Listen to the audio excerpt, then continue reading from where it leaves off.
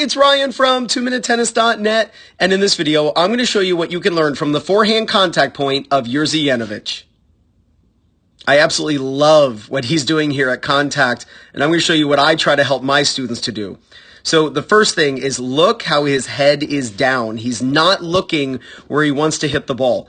Keep your head still. I mean, nobody does this as well as Federer, but keep your head and Nadal. Keep your head super still as you're striking the ball, almost like you've got a glass of water on your head. Keep it super still as you're hitting. You're going to find that you hit the sweet spot more often.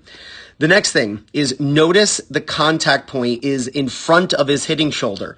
So here's his hitting shoulder. His arm is this way and his racket's this way. There's an angle. If we just look at his forearm, there's an angle between his arm and his racket.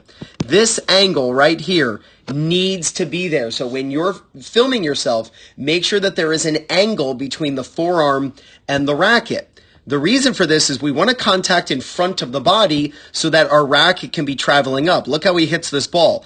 Look how his racket's going up. So his racket, this is the epitome of low to high, where his racket is below contact, now his racket is above contact. So as you hit the ball, you want to be going up, and that's really only possible if the contact point is out in front of you. The amount that it's out in front of you is going to vary based on what grip you use. Jerzy is using here an Eastern grip, so his contact point is not going to be as far out as in front as someone who's going to have a semi-Western or a Western grip.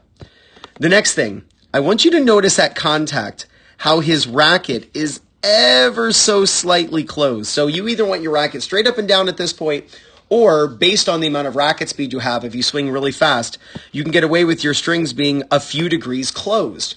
The reason for this is because it's going to help him get spin, right? He's going to be able to swing up as his strings face ever so slightly down. That's going to put topspin on the ball. But the way he created that and got into that position is to have his strings slightly closed here in the back. Now, the amount you close, again, is based on the grip that you use. But when you tilt your strings down prior to contact, it helps your strings then face forward or slightly closed at contact. So if you are struggling and you're always having your racket open when you hit the ball and the ball shoots way out, that's probably because your racket is straight up and down in the back. You want it pointing down in the back so that your strings face forward when you actually strike the ball. Another thing, notice his non-hitting hand is above contact level. You don't want this non-hitting hand dropping and just being down by your side. Typically, that impedes hip turn, especially at faster speeds. So keep your non-hitting hand up as you're striking the ball, and you'll see a huge difference in your ability to hit a solid contact. Now, to practice the perfect contact point, grab the Topspin Pro. If you don't have one, you can get one in the affiliate link in the description below. So, Jerzy kept his head down as he contacted the ball. Film yourself. See what you look like. Are you like this when you're hitting the ball, or are you like this when you're hitting the ball? Have your head down as you're striking the ball.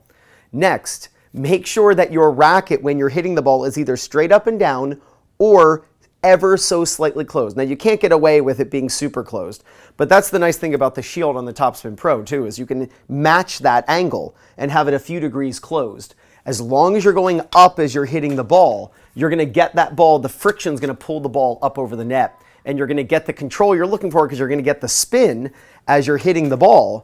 You're going to get the RPM on the ball to pull that ball down after you've lifted it up over the net. Now, the way you get that contact point is to have your strings slightly closed in the back. When your racket is slightly closed in the back, that's what's going to give you the square or slightly closed contact point. That's what's going to allow you for consistency. If you're someone who always hits the ball out, it's because your racket is too open. That's because your racket is going to be too straight up and down in the back. Tilt your strings down prior to contact, your strings will face forward at contact. Have your racket on edge in the back, meaning I could take a coin and place it on the edge. Well, then it's going to be wide open when I hit the ball. And then I've got to turn my racket and try to time this turn, which rarely leads to any success. If I turn too late, the ball goes out. If I turn too early, the ball goes in the net. So to regulate the contact point and where the strings are pointing, tilt your strings down prior to contact. And the last thing is make sure your non-hitting hand is up. When the non-hitting hand drops, which I would say 90% of recreational players let their non-hitting arm drop as they're hitting the ball. They end up hugging themselves. Have you ever seen someone hit a forehand like this? If you're a coach, you know exactly what I'm talking about, where the player hugs themselves and looks like they're in a straitjacket when they're done hitting. It's because the non-hitting arm is dropping, and the non-hitting arm becomes a counterweight, and it actually goes opposite the hitting arm, so you end up hugging yourself.